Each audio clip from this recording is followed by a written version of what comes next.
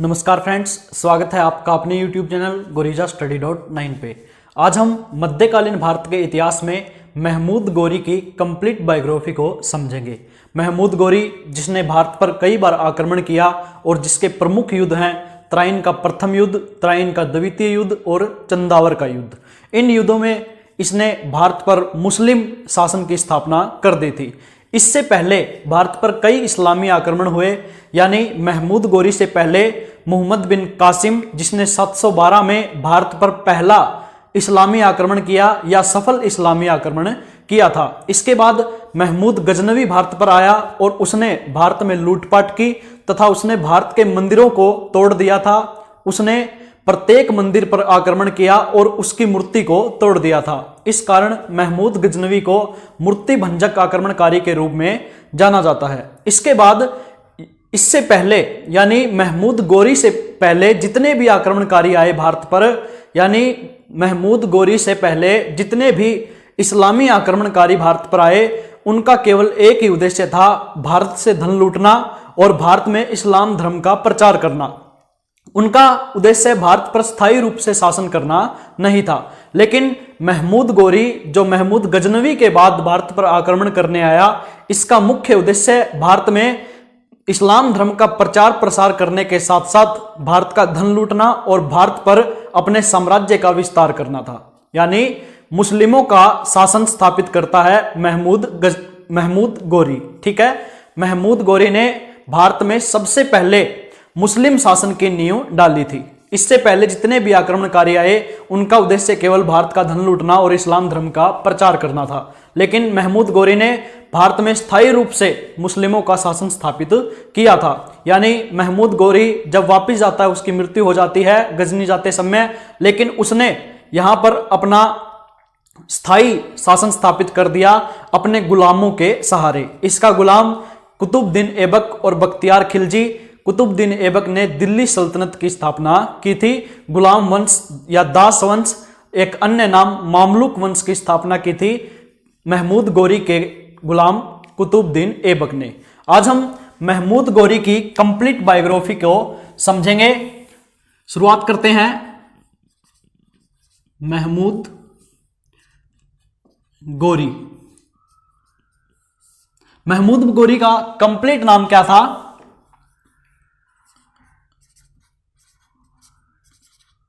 शहाबुद्दीन मोहम्मद गोरी। ठीक है, शहाबुद्दीन मोहम्मद गोरी, या इसका एक अन्य नाम भी मिलता है शहाबुद्दीन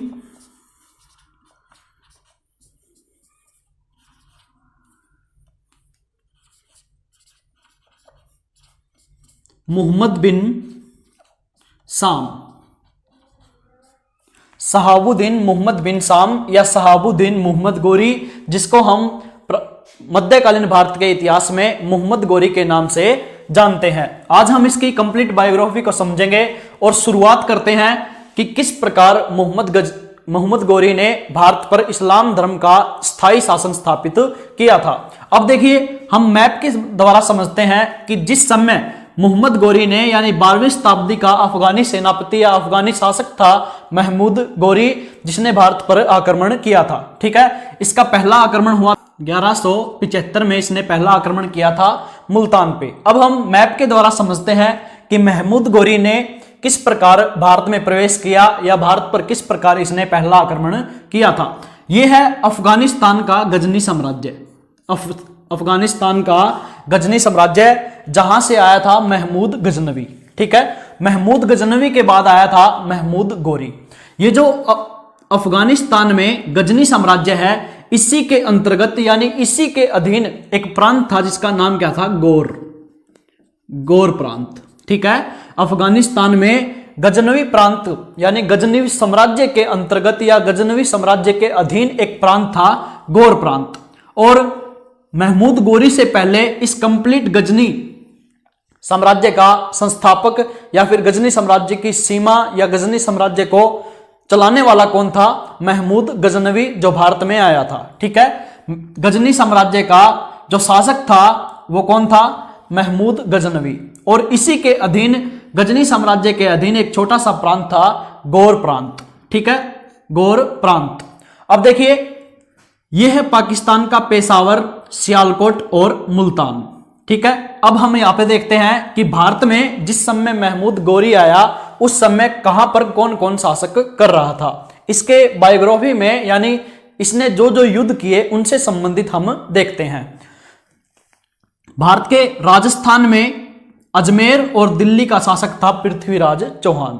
ठीक है, महमूद गौरी जिस समय भारत पर आक्रमण करने आया उस समय अजमेर और दिल्ली का शासक था पृथ्वीराज चौहान। ठीक है, अजमेर का शासक था पृथ्वीराज चौहान और दिल्ली में तोमर वंश का शासन था। लेकिन एक शॉर्ट स्टोरी ये भी है कि जो पृथ्वीराज चौहान है उनके पिता के दिल्ली के तोमर वंश के साथ वैवाहिक संबंध थे।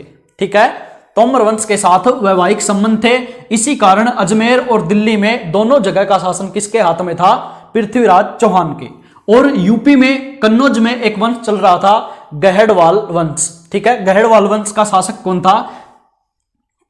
जयचंद। ठीक है, जयचंद, जिसके साथ महमूद गौरी का चंदावर का युद्ध होगा। अब देखिए, गुजरात की तरफ चालुक्य वंश के शासक यानी गुजरात में जो पाटन नामक स्थान है ये राजधानी थी चालुक्य वंश के शासक भीम द्वितीय या मूलराज द्वितीय की। इससे भी महमूद गौरी का युद्ध होगा। अजमेर में भी महमूद गौरी का यानी जो अजमेर के शासक हैं पृथ्वीराज चौहान, इनसे भी महमूद गौरी का युद्ध होगा। और कन्नौज के शासक जयचंद के साथ भी महमूद गौरी का युद्ध होगा, जिसका नाम क्या है?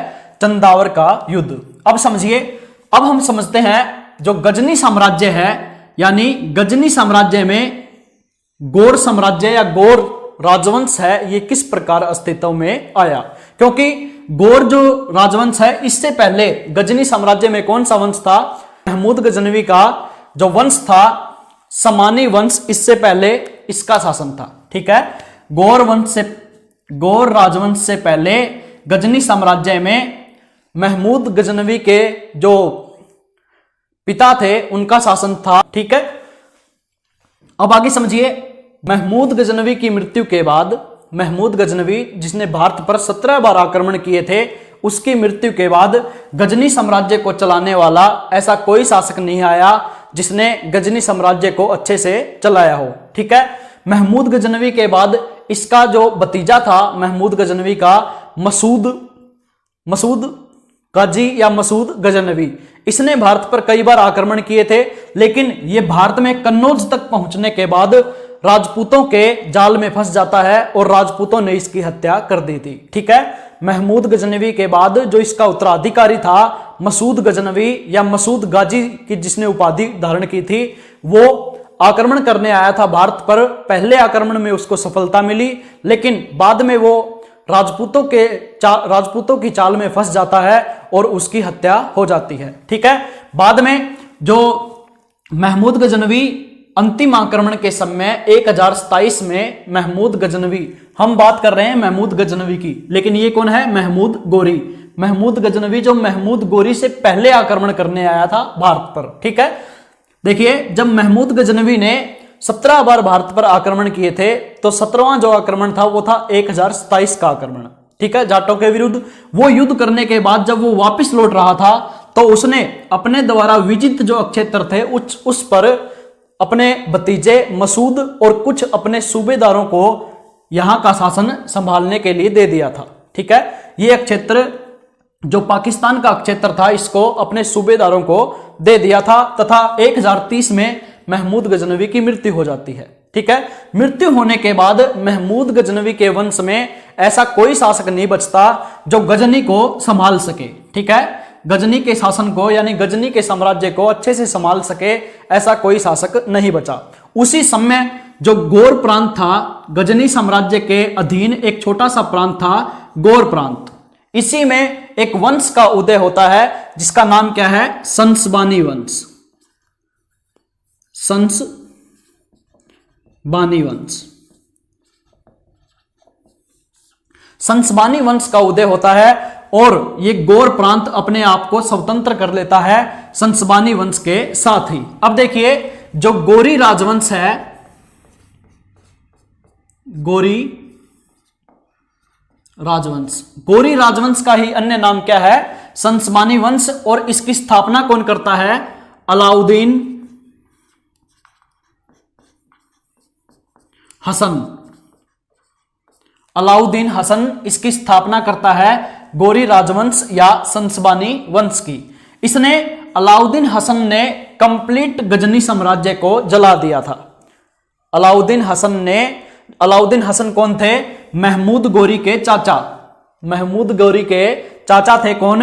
अलाउद्दीन हसन। और इसने कंप्लीट गजनी साम्राज्य को जला दिया था। इसीलिए अलाउद्दीन हसन को एक अन्य नाम मिलता है, अलाउद्दीन जहानसोज।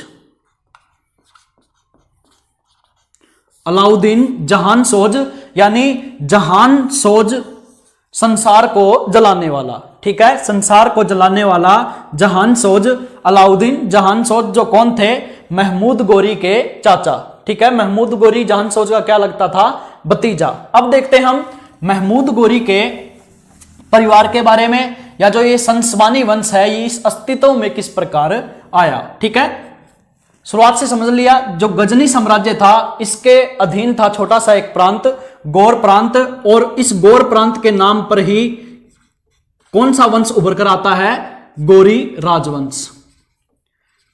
गौरी राजवंश, इसकी स्थापना कौन करता है? अलाउद्दीन जहानसोज।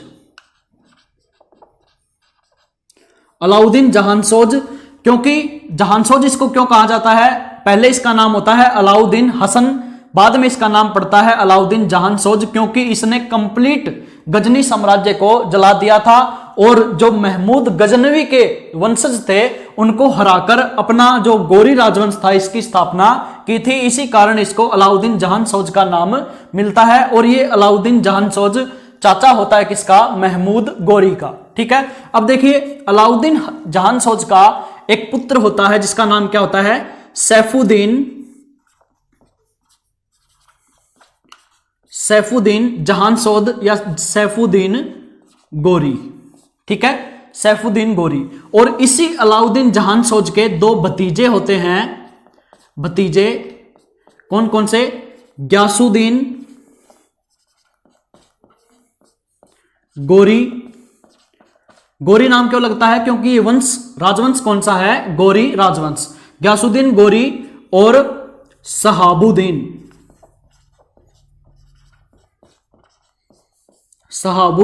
गोरी।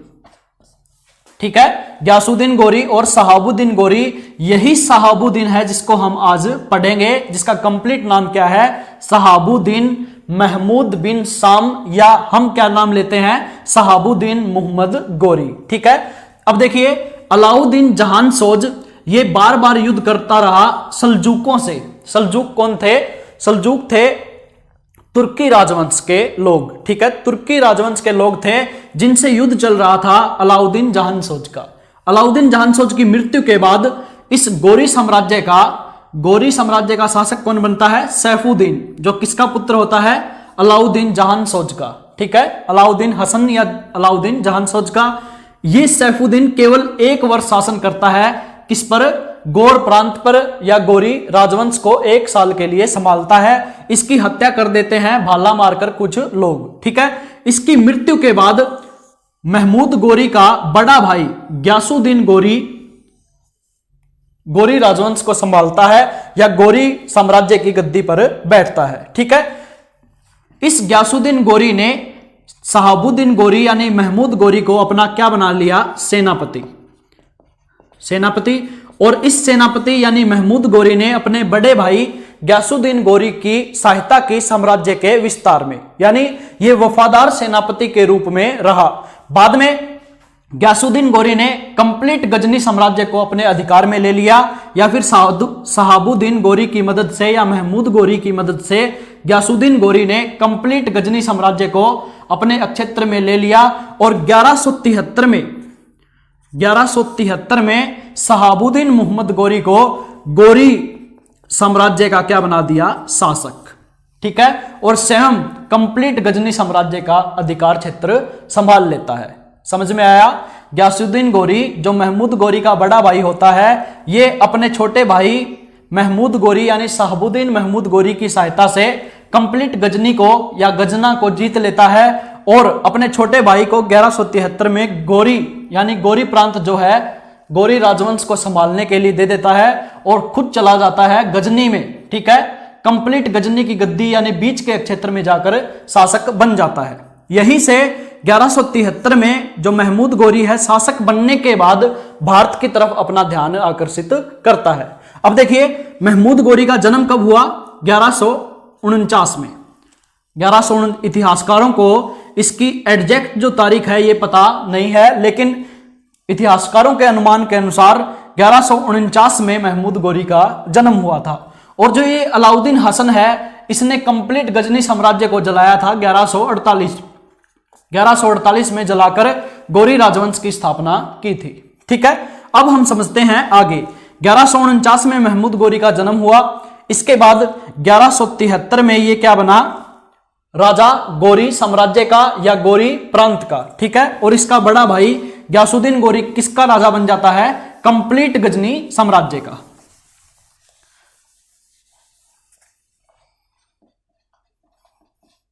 यह है गजनी साम्राज्य। अब हम आगे देखते हैं महमूद गोरी के आक्रमणों के बारे में। ठीक है, जब महमूद गोरी 1173 में शासक बन जाता है गोरी प्रांत का, तो इसने अपना ध्यान आकर्षित किया कहां पर? भारत के क्षेत्रों की तरफ। ठीक है, इसने भारत में जो पहले इससे महमूद गजनवी आया था उसने भारत का धन लूटकर अपने गजनी साम्राज्य को मजबूत किया था। लेकिन महमूद गजनवी का उद्देश्य क्या था?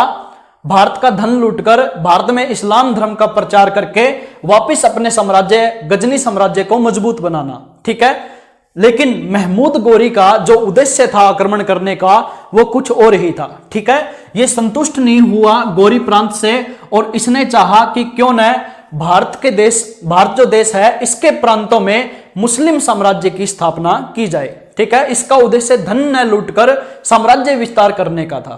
तो इसने 1175 में अपने साम्राज्य विस्तार को लेकर यानी साम्राज्य विस्तार के उद्देश्य से सबसे पहला आक्रमण किया मुल्तान पर।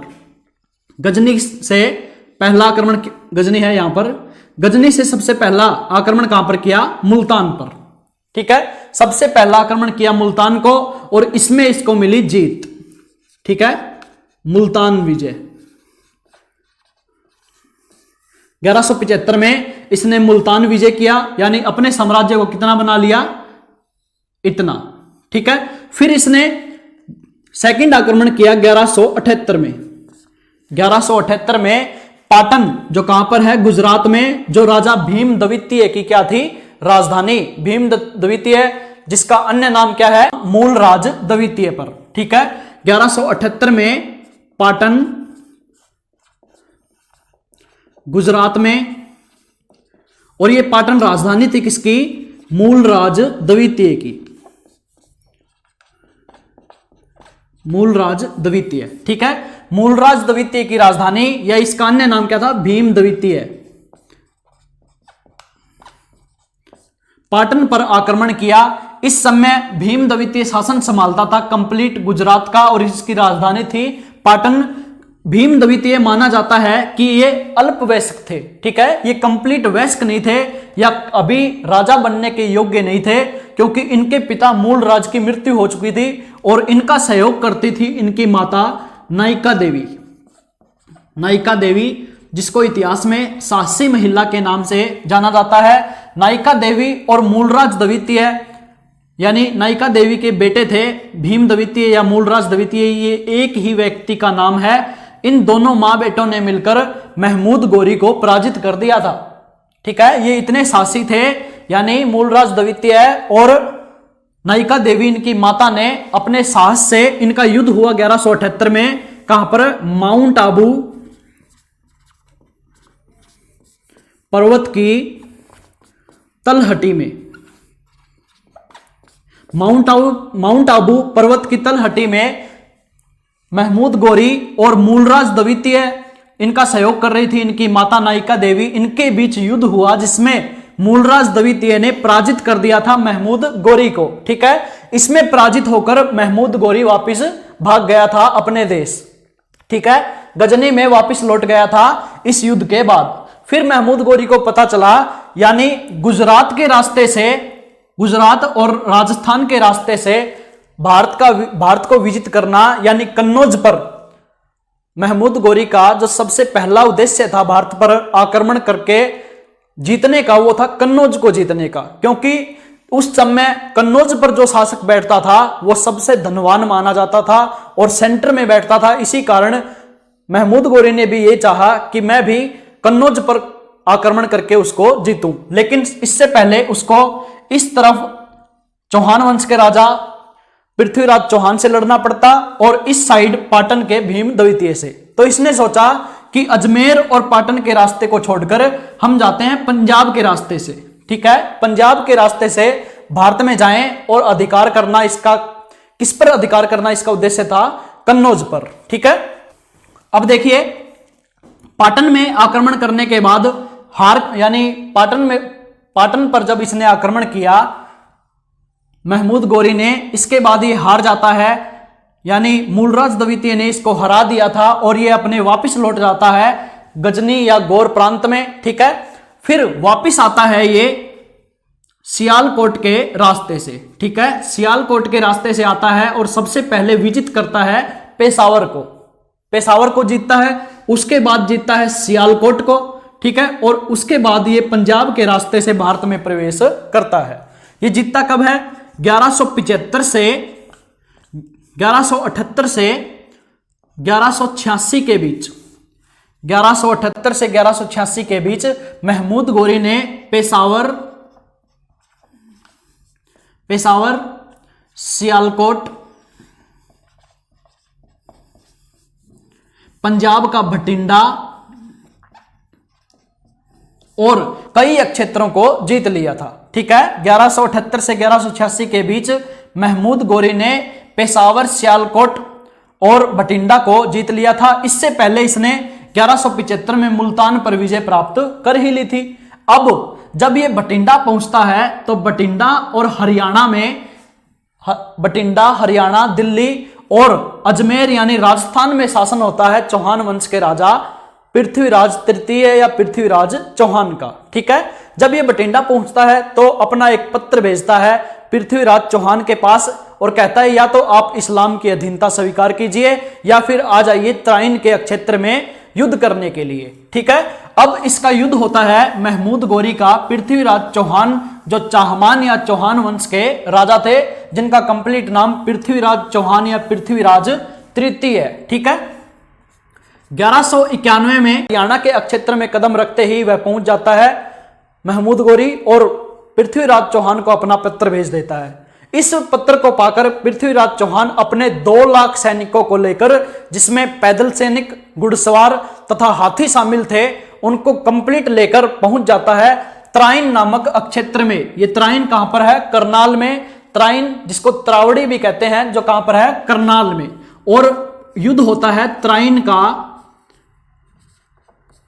प्रथम युद्ध, त्राइन का प्रथम युद्ध किसके बीच, महमूद गोरी और पृथ्वीराज चौहान के बीच। ठीक है, इसमें पृथ्वीराज चौहान का सेनापति कौन होता है,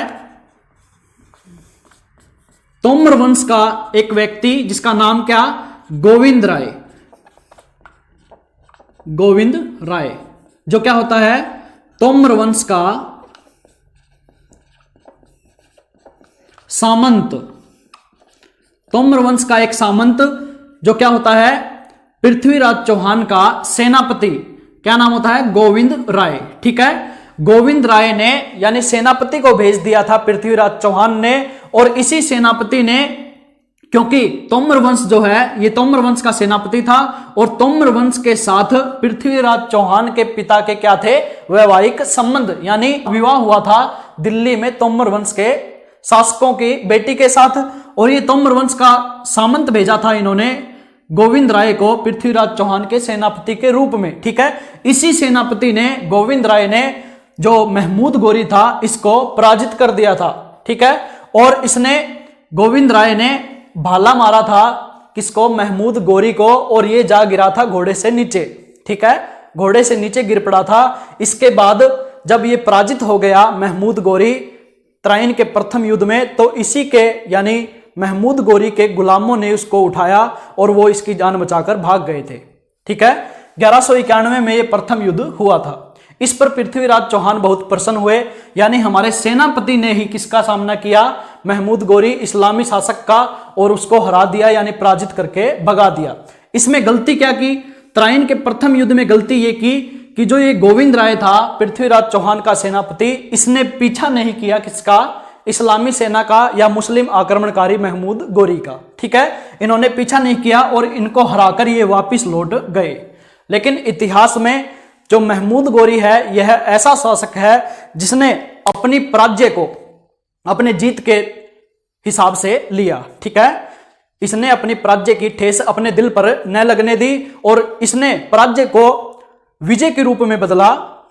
ठीक है, महमूद गोरी इतिहास में ऐसा शासक है जिसने किसी भी पराजय की ठेस को अपने दिल पर नहीं लिया।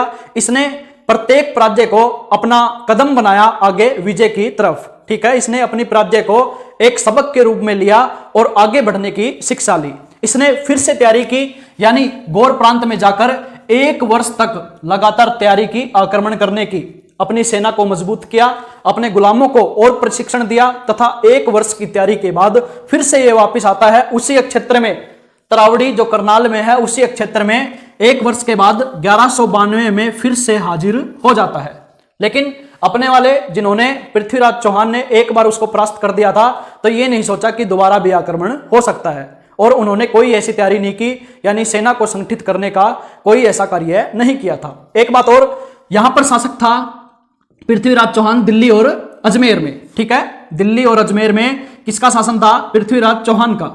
लेकिन इनके आपसी संबंध अच्छे नहीं थे, क्योंकि इसके दूसरी तरफ कन्नौज में शासन चल रहा था गहड़वाल वंश के जयचंद का, और इस जयचंद की पुत्री संयोगिता से प्रेम करते थे पृथ्वीराज चौहान।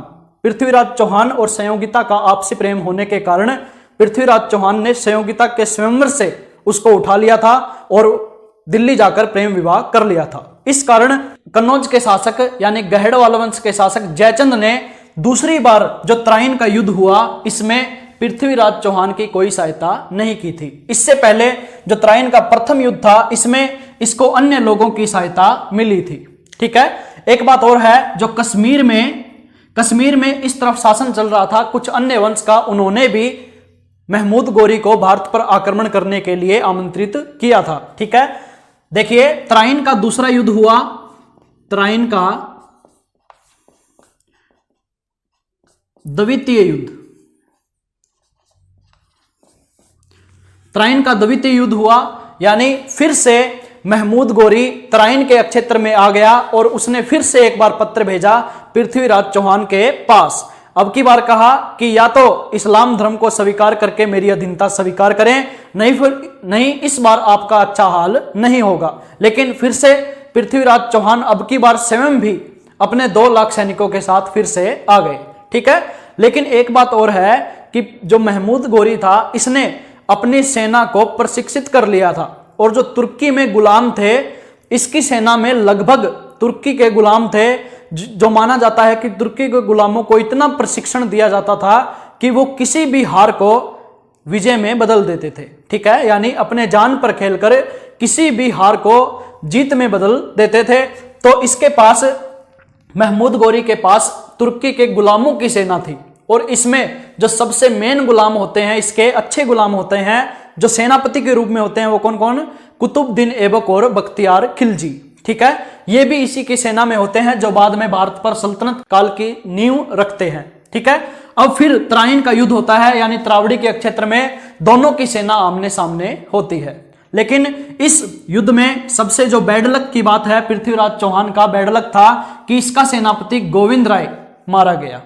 ठीक है, गोविंद राय मारा गया और पृथ्वीराज चौहान स्वयं भी घायल हो गए, जिस कारण उनको हार माननी पड़ी। 1192 में मोहम्मद गोरी जीत गया।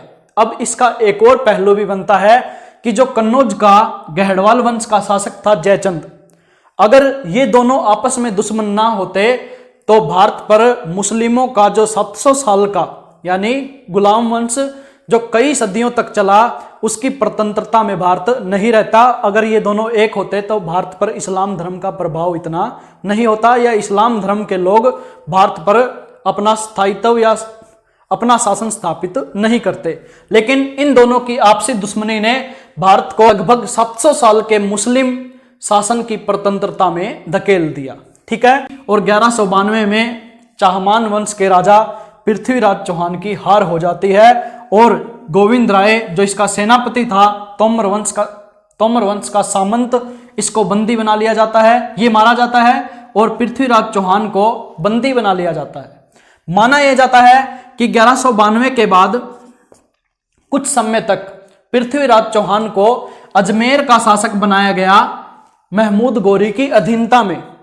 लेकिन महमूद गोरी को खबर लगती है कि पृथ्वीराज चौहान अपना शासन दोबारा स्थापित करने में कुछ षड्यंत्र कर रहा है, तो इसको पकड़कर मार दिया जाता है। ठीक है, पृथ्वीराज चौहान को महमूद गोरी मार देता है। लेकिन पृथ्वीराज चौहान का एक दरबारी कवि होता है जिसका नाम क्या होता है? चंद्रबरदाई।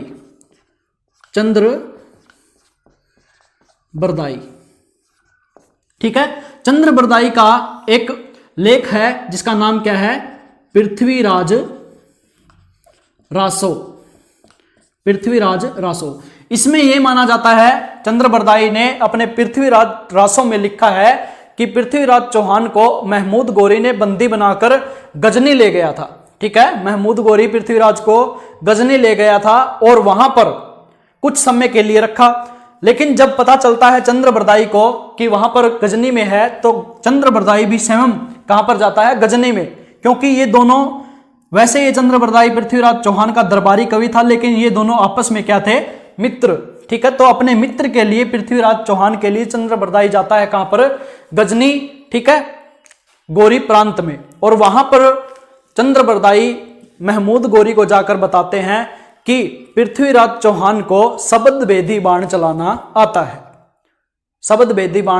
आता है, और महमूद गोरी उनके शब्द भेदी बाण चलाने के लिए, देखने के लिए उत्सुक हो जाते हैं, और इसका एक आयोजन किया जाता है।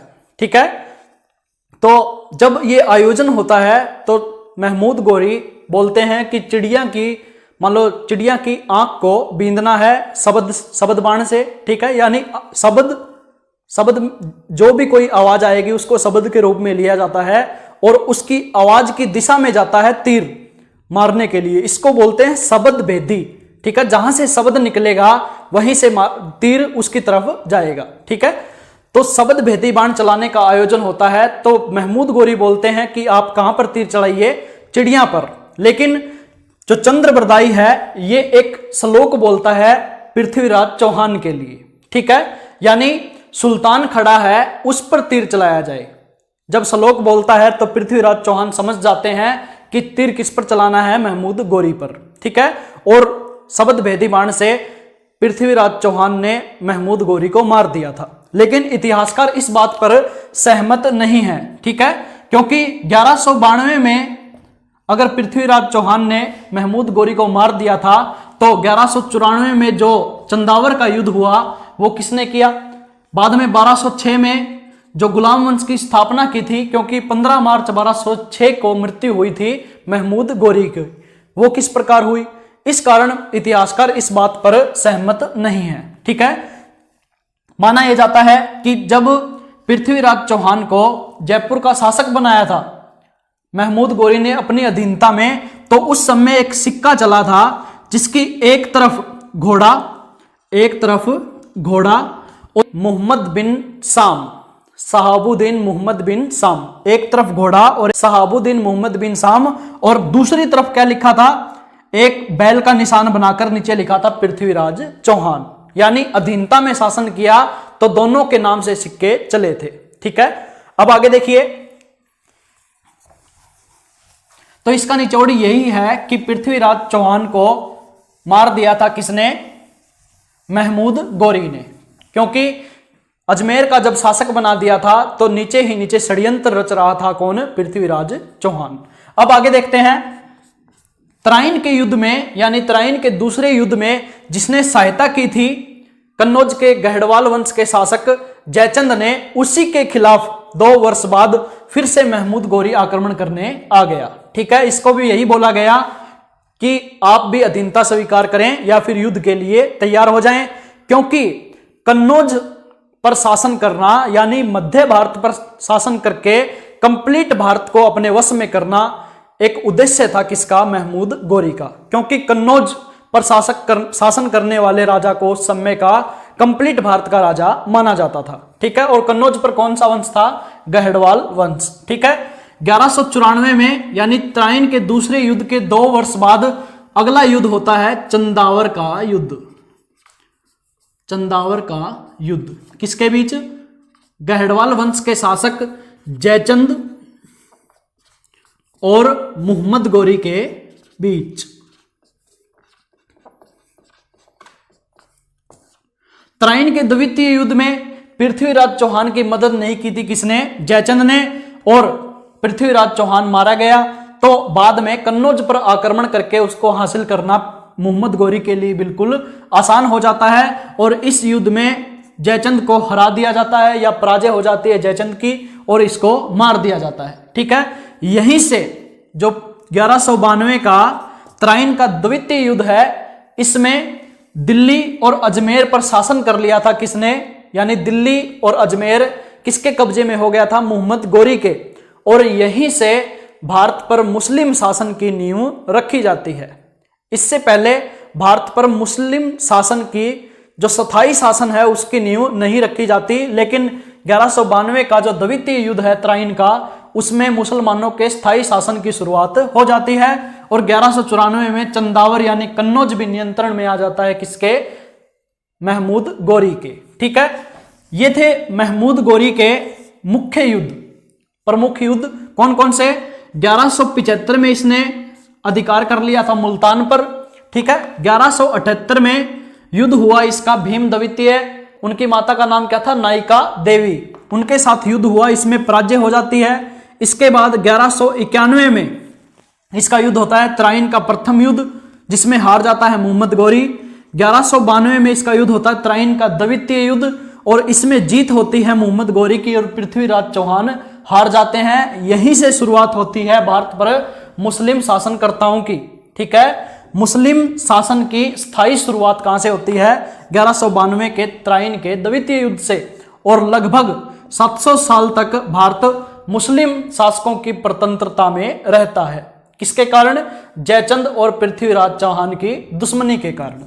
ठीक है, इसके बाद 1194 में अगला युद्ध होता है कौन सा, चंदावर का युद्ध, महमूद गोरी और गहड़वाल वंश के शासक जयचंद के बीच। ये जो चंदावर है ये कहां पर है, कन्नौज यूपी में। ठीक है, उत्तर प्रदेश में। अब आगे देखिए,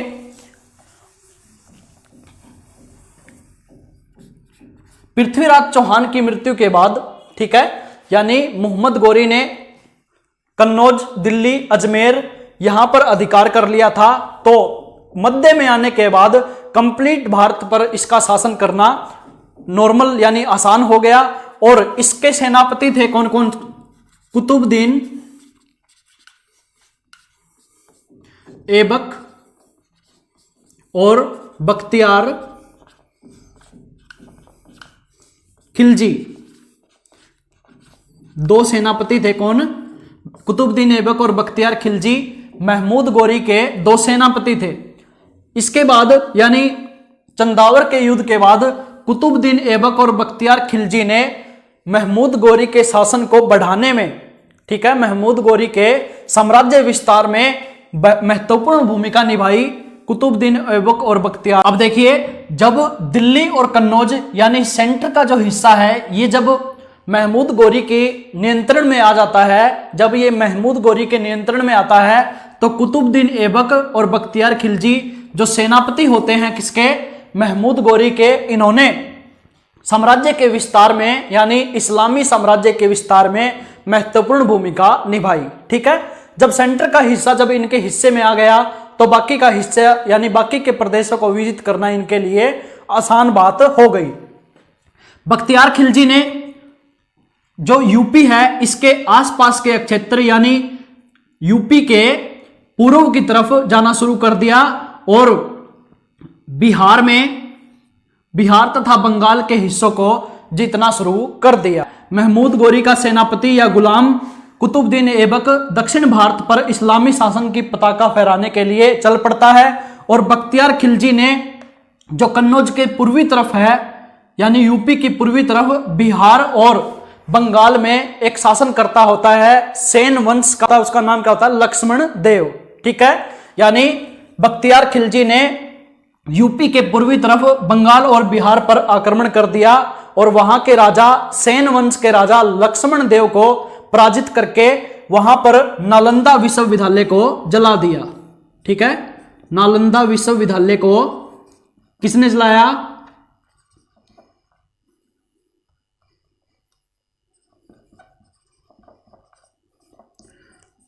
नालंदा विश्वविद्यालय को जला दिया किसने?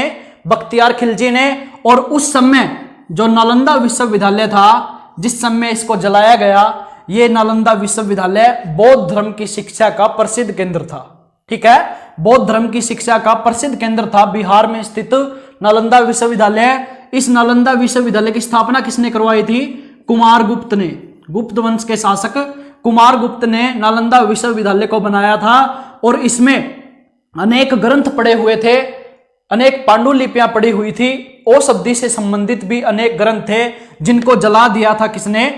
बख्तियार खिलजी ने। और अनेक बौद्ध भिक्षुओं को मौत के घाट उतार दिया था। ठीक है, यानी तलवार के बल पर यह पूछा गया कि आपको इस्लाम कबूल है या नहीं। इस प्रकार अनेक बौद्ध भिक्षुओं को उनके धर्म परिवर्तन के नाम पर उनको मौत के घाट उतार दिया और अनेक ग्रंथों को जला दिया था बख्तियार खिलजी ने, और साथ ही साथ कंप्लीट नालंदा विश्वविद्यालय को जला दिया था। ठीक है, बख्तियार खिलजी जो सेनापति था किसका? महमूद गोरी का। इसने बंगाल और बिहार में शासन स्थापित किया महमूद गोरी का। ठीक है, और वहां के शासक लक्ष्मण सेन को जो सेन वंश का राजा था उसको पराजित करके मौत के घाट उतार दिया था। इस तरफ कुतुबुद्दीन ऐबक ने राष्ट्रकूटों की तरफ यानी दक्षिण भारत में इस्लाम धर्म की स्थापना और इस्लाम शासन स्थापित करने के लिए एक अभियान चलाया और दक्षिण भारत में कई शासकों को पराजित कर दिया था। ठीक है, अब देखिए 1202 में यानी 1194 में चंदावर का युद्ध जीता है महमूद गोरी और 1194 से 1198 तक महमूद गोरी के जो सेनापति थे या गुलाम थे कुतुबुद्दीन ऐबक और बख्तियार खिलजी, ये साम्राज्य के विस्तार के लिए लगे हुए थे। इस तरफ 1202 में गजनी में महमूद गोरी का भाई होता है कौन सा? ग्यासुद्दीन गोरी। ठीक है, ग्यासुद्दीन गोरी की मृत्यु हो जाती है गजनी प्रांत में और वहां के जो शासक थे यानी छोटे छोटे प्रांतों के जो शासक थे वो विद्रोह कर देते हैं महमूद गोरी के खिलाफ। यानी महमूद गोरी का भाई मर जाता है या उसकी मृत्यु हो जाती है ग्यासुद्दीन गोरी की। गजनी प्रांत जिसके अधीन होता है, गजनी प्रांत अधीन होता है किसके? ग्यासुद्दीन गोरी के, जो महमूद गोरी का बड़ा भाई होता है। उसकी मृत्यु के बाद छोटे छोटे प्रांत विद्रोह कर देते हैं। इसकी सूचना मिलती है महमूद गोरी को, तो महमूद गोरी दिल्ली के रास्ते से चलता है कहां पर? गजनी के लिए। ठीक है, रास्ते में यहां पर है झेलम नदी। ठीक है, झेलम नदी के पास जब ये पहुंचता है यानी 1202 में जब गजनी के लिए निकलता है तो रास्ते में इसने एक जनजाति थी कौन सी? खोखर जनजाति पर हमला कर दिया था। ठीक है, यानी जाते समय गजनी के रास्ते में खोखर जनजाति को जीत लिया था किसने? खोखर जनजाति के क्षेत्र को जीत लिया था। खोखर जनजाति पर हमला करके किसने? महमूद गोरी ने। जाते वक्त तो जीत लिया था लेकिन वापिस आ गया कौन? यानी वहां का विद्रोह, गजनी का विद्रोह दबाकर महमूद गोरी वापिस आ गया। लेकिन ये जो खोखर जनजाति के लोग थे ये महमूद गोरी का वेट कर रहे थे कि किस टाइम अगली बार महमूद गोरी वापिस आएगा और उसको मार देंगे। ठीक है, यानी अब की बार 1202 के बाद जब महमूद गोरी वापिस गजनी के लिए गया, ठीक है, 1206 में अपने गुलाम कुतुबुद्दीन ऐबक को ये सारा साम्राज्य देकर, यानी इसका साम्राज्य मैं आऊं तब तक कौन संभालेगा? कुतुबुद्दीन ऐबक। इसको सत्ता देकर दिल्ली, कन्नौज, अजमेर यहाँ की सत्ता देकर चल पड़ता है महमूद गोरी कहां पर? गजनी की तरफ, ठीक है, यानी अपने गौर प्रांत में। और वापस जाते समय खोखर जनजाति जो इसका वेट कर रही थी मारने के लिए, ये रास्ते में ही होती है, ठीक है। और ये 15 मार्च 1206 को महमूद गजनवी की हत्या कर देते हैं। महमूद गजनवी की हत्या कर देते हैं खोखर जनजाति के लोग, इतिहासकारों के अनुसार, ठीक है। इतिहासकारों के अनुसार खोखर जनजाति को इसने 1202 में जाते समय पराजित किया था या उन पर हमला किया था और मौत के घाट उतार दिया था। उसका बदला लेने के लिए 1206 में 15 मार्च 1206 में खोखर जनजाति के लोगों ने महमूद गोरी की गजनी जाते समय या गोरी प्रांत में जाते समय हत्या कर दी थी। किसने? खोखर जनजाति के लोगों ने, ठीक है। इस प्रकार महमूद गोरी मारा गया और जो ये क्षेत्र था उसके द्वारा महमूद गोरी के द्वारा जीता हुआ, इस पर शासन किया किसने? इसी के गुलाम कुतुबुद्दीन ऐबक ने। और 1206 में शुरुआत होती है दिल्ली की गद्दी पर दिल्ली सल्तनत की, ठीक है। जो सल्तनत काल है इसकी शुरुआत होती है महमूद गोरी के गुलाम से, जिसका नाम क्या होता है? कुतुबुद्दीन ऐबक। और ये कुतुबुद्दीन ऐबक दिल्ली सल्तनत की शुरुआत के साथ ही दिल्ली की राजगद्दी या दिल्ली पर कंप्लीट उत्तरी भारत पर एक वंश चलाता है। कौन सा? गुलाम वंश। 1206 में कुतुबुद्दीन ऐबक ने, महमूद गोरी के गुलाम ने कौन से वंश की शुरुआत की? गुलाम वंश या दास वंश। लेकिन इतिहासकार ये मानते हैं कि ये गुलाम जो वंश है इसमें अनेक शासक आए, कई शासक आए, लेकिन गुलाम कितने थे? केवल 2 या 3। इसलिए इतिहासकार इसको एक अन्य नाम देते हैं, मामलूक वंश। ये मामलूक वंश किसका नाम है? दास वंश का या गुलाम वंश का, ठीक है। इस प्रकार महमूद गोरी की मृत्यु के बाद दिल्ली सल्तनत की शुरुआत होती है और इसका गुलाम कुतुबुद्दीन ऐबक, जिसने कुतुब मीनार का निर्माण करवाया था, जो आज भी ऐतिहासिक स्थल है, वहीं से शुरुआत होती है दास वंश या गुलाम वंश की 1206 में।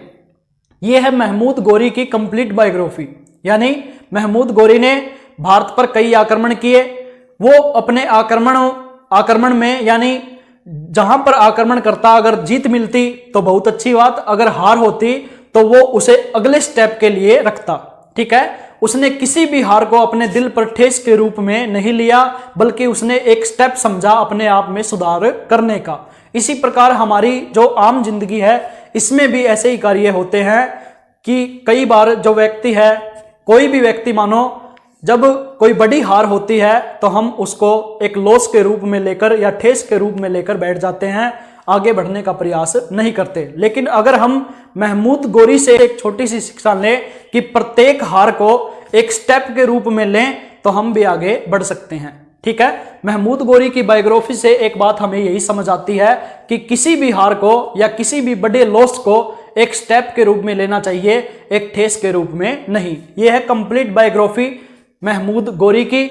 और इसने भारत को, यानी जो कन्नौज में गहड़वाल वंश का शासक था जयचंद और पृथ्वीराज चौहान की आपसी दुश्मनी ने भारत को 700 या 800 साल के लिए मुसलमानों की गुलामी के या मुसलमानों की स्वतंत्रता के दलदल में धकेल दिया था, ठीक है। इससे भी एक शिक्षा मिलती है कि जब दो लोगों की आपसी दुश्मनी होती है, अगर वे उस दुश्मनी को बाहर के क्षेत्र में फैलाते हैं या बाहर के लोग आते हैं उस समय भी लोगों को दिखाते हैं कि इनकी आपस में नहीं बनती, तो तीसरे व्यक्ति का बीच में आना संभावित हो जाता है। और तीसरा व्यक्ति, दो लोगों के बीच आया व्यक्ति कभी भी कोई भी सॉल्यूशन देने में समर्थ नहीं होता, ठीक है। इसी के साथ जो महमूद गोरी था इसकी बायोग्राफी समाप्त होती है। नेक्स्ट टॉपिक हम करेंगे गुलाम वंश या दास वंश, जिसका एक अन्य नाम मामलूक वंश, ठीक है। तब तक के लिए